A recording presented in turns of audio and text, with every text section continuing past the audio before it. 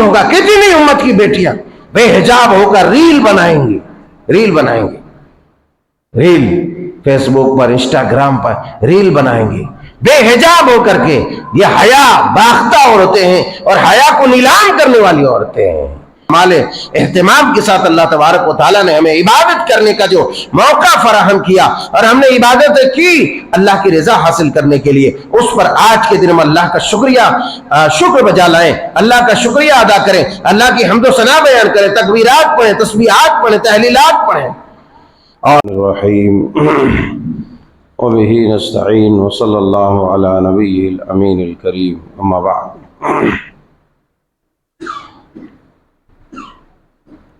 عن انس بن مالک رضی اللہ تعالی عنہ قال قال رسول اللہ صلی اللہ علیہ وسلم صوتانان ملعونان فی الدنیا والآخرہ، مزمار عند نعمت ورنت عند شیطان، رواہ البزار فی مسندہ۔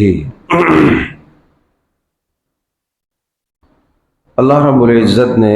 ہمیں اپنی توفیق اور رحمت سے رمضان المبارک کے 30 روزے عنایت فرمائے۔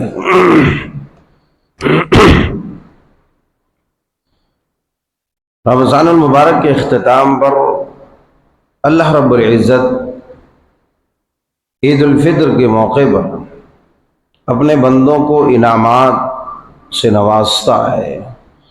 پروانہ بخشش عطا کرتا ہے اور خوشی منانے کا جو اللہ تبارک و تعالیٰ نے طریقہ عطا کیا ہے وہ سادگی اور تہذیب و ادب کے دائرے میں جو کسی اور قوم کے پاس نہیں ہے، چونکہ اغیار کے یہاں، دوسری قوموں کے یہاں خوشی منانے کے طریقے اور انداز الگ الگ ہے، جس میں لہو و لعب، طرح طرح کے منکرات، منشیات، نشے اور دیگر حرام چیزوں کا استعمال اور انتظام ہوتا ہے۔ اسی ضمن میں یہ حدیث پاک میں نے مسند البزار کی آپ کی سماعتوں کے حوالے کی ہے۔ قبل ازیں کہ یہ حدیث پاک کی تشریح آپ کے سامنے کروں، عید الفطر کے تعلق سے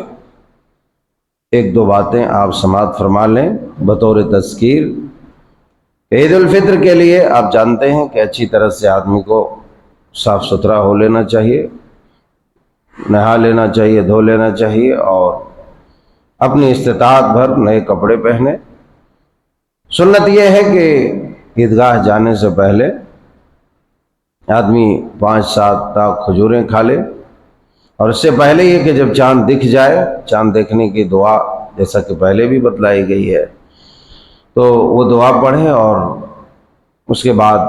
تکبیرات کا ورد کرے۔ تکبیرات کے الفاظ بھی آپ جانتے ہیں، اس میں بھی اسراف نہیں ہونا چاہیے، تکبیرات کے الفاظ ہوں، تکبیرات کثرت سے پڑھنی چاہیے، اور اس کے بعد عید کی نماز جہاں میسر ہو وہاں ادا کر لینی چاہیے، عیدگاہ ہو یا جہاں بھی انتظام ہو۔ عیدگاہ جاتے وقت سنت یہ ہے کہ ایک راستے سے جائے اور واپسی کے وقت راستہ بدل لے، یہ سنت ہے۔ البتہ اگر کوئی اسی راستے سے جاتا ہے، اسی راستے سے آتا ہے تو کوئی بات نہیں ہے، ایک سنت ہے بس۔ حدیث پاک جو میں نے ابھی پڑھی اس کے اندر سیدنا حضرت انس بن مالک رضی اللہ تعالیٰ عنہ بیان فرماتے ہیں کہ رسول اللہ صلی اللہ علیہ وسلم نے ارشاد فرمایا، صوتان ملعونان فی الدنیا والآخرہ، کہ 2 آوازیں ایسی ہیں جو دنیا اور آخرت کے اندر دونوں جگہوں پر ملعون ہے، مبغوض ہے، اللہ تبارک و تعالیٰ کے نزدیک بڑی ناپسندیدہ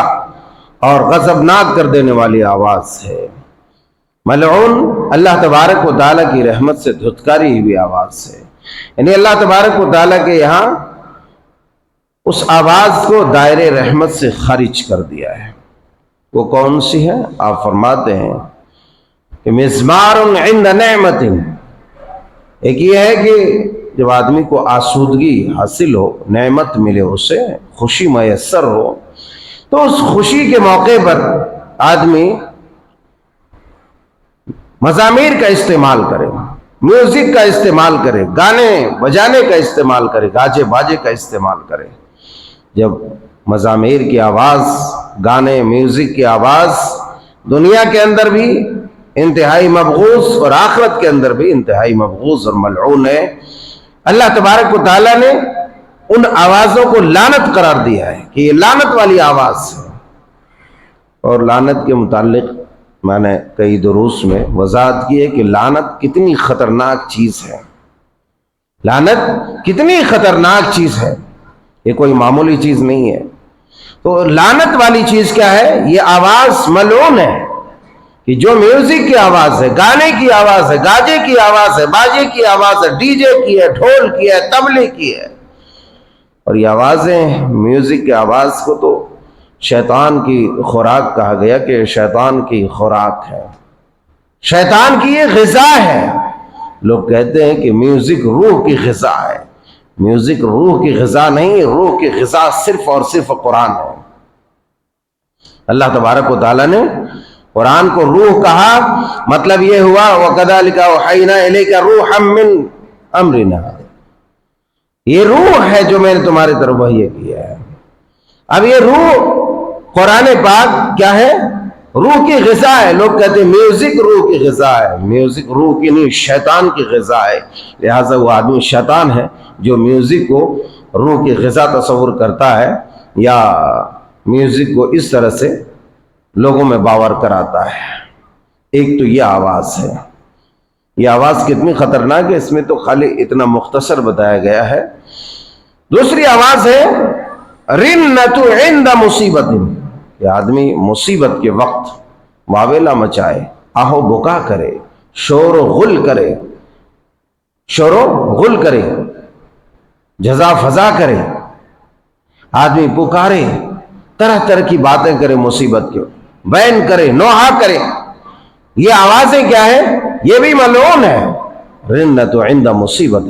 مصیبت کے وقت آہو بکا کرنا، مصیبت کے وقت پکارنا، مصیبت کے وقت چیخنا چلانا، یہ آواز بھی کیا ہے؟ اللہ کے نزدیک بے انتہا مبغوض ہے، اللہ کے نزدیک ملعون ہے، دنیا کے اندر بھی اور آخرت کے اندر بھی، دنیا کے اندر بھی اور آخرت کے اندر بھی۔ یہ رسول اللہ صلی اللہ علیہ وسلم کے حدیث سے پاک ہے۔ اس ضمن میں متعدد روایات موجود ہے جو میں نے کئی دفعہ سنائی بھی ہے، سنن ابن ماجہ کی ہے اور دیگر کتب حدیث میں بھی ہے، جس میں یہ بیان فرمایا ہے کہ خوشی کے وقت آدمی لہو و لعب میں جو مبتلا ہوتا ہے، کھیل تماشوں میں جو مبتلا ہوتا ہے اور شراب نوشی کرتا ہے، اسی طریقے سے اپنے آپ کو گویا کہ اللہ کے ذکر سے غافل کر کے محرمات میں اپنے آپ کو ڈبا دیتا ہے۔ میوزک، کل عید ہے، اب دنیا کے اندر عید کا دن اللہ تبارک و تعالیٰ نے انعام کا دن رکھا، مگر ایک کثیر تعداد میں عید کے دن بدکاریاں ہوتی ہیں، کثیر تعداد میں۔ اگر یہ کہہ دو تو مبالغہ نہیں ہوگا کہ عید کے دن سب سے زیادہ زنا ہوتا ہے، عید کے دن سب سے زیادہ منکرات کا استعمال ہوتا ہے، لوگ خوشی میں ایک دوسرے کو بجائے مبارکبادی دینے کے بدکاریوں کی راہ پر چل دو ڈالتے ہیں، اور یہ کسی اور کے نہیں، یہ اس امت کے لوگوں کا یہ حال ہے، اس امت کے لوگ، دنیا بھر کا نشہ، دنیا بھر کی حرام کاریاں، حرام خوریاں، عید کے دن خوشی کے موقع پر شراب ہے، کباب ہے، شباب ہے، اس کے پیچھے جو ہے آدمی انجوائے کر رہا ہے خوشی کا۔ بدبختوں کو یہی پتہ نہیں ہے کہ خوشی کا دن کون سا خوشی کا دن ہے، کس کے لیے خوشی کا دن ہے۔ خوشی کا دن تو روزے داروں کے لیے ہے، نمازیوں کے لیے ہے، صائم النہار اور قائم اللیل کے لیے ہے، جو دن کو روزہ رکھا اور رات کو قیام کیا ان کے لیے ہے، نماز کے پابند لوگوں کے لیے ہے۔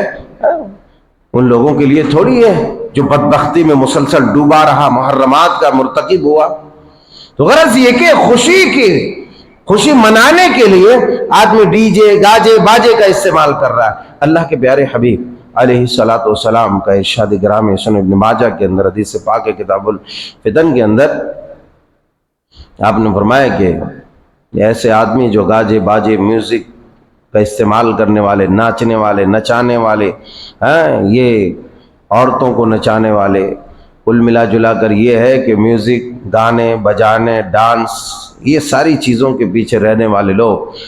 اللہ تبارک و تعالی ان میں سے یخسف اللہ بہم الارض ویجعل منہم القردۃ والخنازیر، ان میں سے کچھ لوگوں کو اللہ تبارک و تعالی زمین میں زندہ دھسا دے گا، اور کچھ لوگوں کو سور بنا دے گا، اور کچھ لوگوں کو بندر بنا دے گا۔ اسے آدمی معمولی سمجھتا ہے۔ یہ میوزک، یہ گانا بجانا کوئی معمولی چیز نہیں ہے۔ کیا خوشی کے موقع پر جو ہے شروع کر دے ناچنا، گانا بجانا، ڈھول تاشا، یہ تو اللہ تعالیٰ کی رحمت ہے کہ اس وقت اس کا غضب نہیں آتا، مگر ایک وقت ایسا ہوگا اس امت کے لوگ، اس امت کے، کسی اور کے نہیں، دیر چمار اور دوسری جماعت اور کاسٹ کے لوگ نہیں، اس امت کے لوگ جب ان چیزوں میں مبتلا ہوں گے تو اللہ تبارک و تعالیٰ کے پاک پیغمبر نے فرمایا کہ ان میں سے کچھ لوگوں کو خنزیر، کچھ لوگوں کو بندر اور کچھ بنا کر، اور پھر کچھ لوگوں کو زندہ زمین میں دھسا دے گا۔ رات کو اپنے اپنے جو ہے مکانات میں بند ہوں گے اور مست و مگن ہوں گے، ایک دم تماشوں میں مبتلا ہوں گے، انجوائے کریں گے، جشن منائیں گے، محرمات کا ارتکاب کریں گے، پیئیں گے، رات بھر جو ہے کھائیں گے، پیئیں گے، خوشی منائیں گے، میوزک کے تال پہ ڈولیں گے، جھولیں گے۔ اللہ کے پیارے حبیب علیہ الصلوۃ والسلام نے کہا کہ یہ اپنے اپنے بستروں پر اپنے گھروں میں تو رہیں گے، مگر فَيُصْبِحُ قِرْدَةً وَخَنَازِيرَ، یہ صبح کے وقت جب وہاں سے نکلے گا راتوں رات اللہ تبارک و تعالیٰ اسے بندر اور خنزیر بنا دے گا، سور بنا دے گا، اس کے چہرے کو اس کے بستر پر مسخ کر دے گا، چہرہ بدل دے گا۔ اور یہی وہ لوگ ہیں جن کی وجہ سے، جن کے اوپر اللہ تبارک و تعالیٰ آسمان سے پتھر کی بارشیں کرے گا۔ یہی وہ لوگ ہیں، یہ وہ لوگ ہیں جن کے چہرے بدل دیے جائیں گے۔ تو اتنا خطرناک یہ عمل ہے، لہٰذا میں ضرورت اس بات کی ہے کہ خوشی کا دن اللہ کی حمد کا دن ہے، یہ خوشی کا دن اللہ کا شکر کا دن ہے کہ ایک مہینہ جو ہمیں اللہ تعالیٰ نے مسلسل اور پابندی کے ساتھ پورے تو اس کو احتشام کے ساتھ اور پورے کمال اہتمام کے ساتھ اللہ تبارک و تعالیٰ نے ہمیں عبادت کرنے کا جو موقع فراہم کیا، اور ہم نے عبادت کی اللہ کی رضا حاصل کرنے کے لیے، اس پر آج کے دن ہم اللہ کا شکر بجا لائیں، اللہ کا شکریہ ادا کریں، اللہ کی حمد و ثنا بیان کریں، تکبیرات پڑھیں، تسبیحات پڑھیں، تحلیلات پڑھیں، اور پھر اللہ تبارک و تعالیٰ کے انعامات اور نوازشات کے جو ہے مستحق بن جائے۔